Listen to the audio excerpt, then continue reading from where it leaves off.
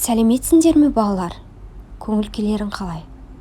Бүгін ана тілі пәнінен 41-ші сабақ мәтін тақырыбын өтетін боламыз. Балалар, біз мәтін тақырыбын алдыңғы сабақта да өткен болатынбыз. Мәтін ол өзара байланысқан сөйлемдер.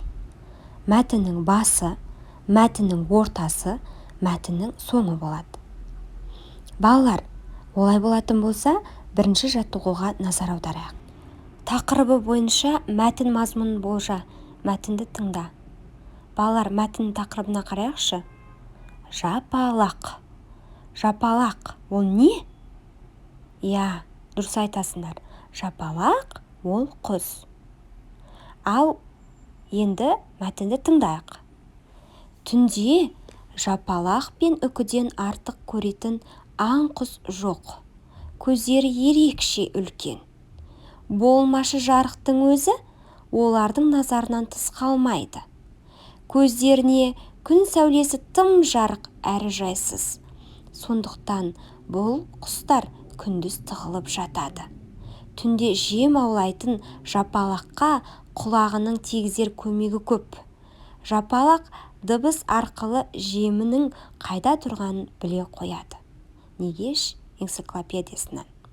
Балалар, мәтін не туралы айтылды? Иә, дұрыс айтасыңдар балалар. Мәтін жапалақ құсы туралы айтылды. Жапалақ түнде неге ұшады екен балалар? Иә, дұрыс айтасыңдар. Жапалақ түнде өзінің жемтігін аулау үшін ұшады екен, балалар. Түнде ұшатын тағы да қандай құстар бар? Ал балалар, айтайықшы. Иә, дұрыс айтасыңдар.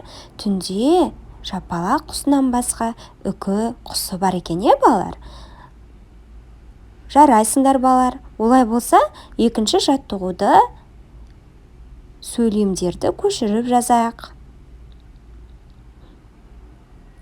Жарайсыңдар балалар. Сөйлемдерді көшіріп, көркем етіп жазып болсақ, үшінші жаттығуға назар аударайық. Өлеңде жұмбақталған құсты тауып айт дейді. Жайнаған бақтың әншісі, тамсанған оған сан кісі.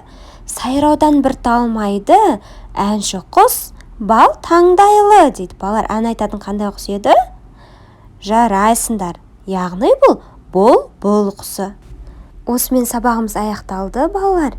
Келесі сабақта кездескенше сау болыңдар.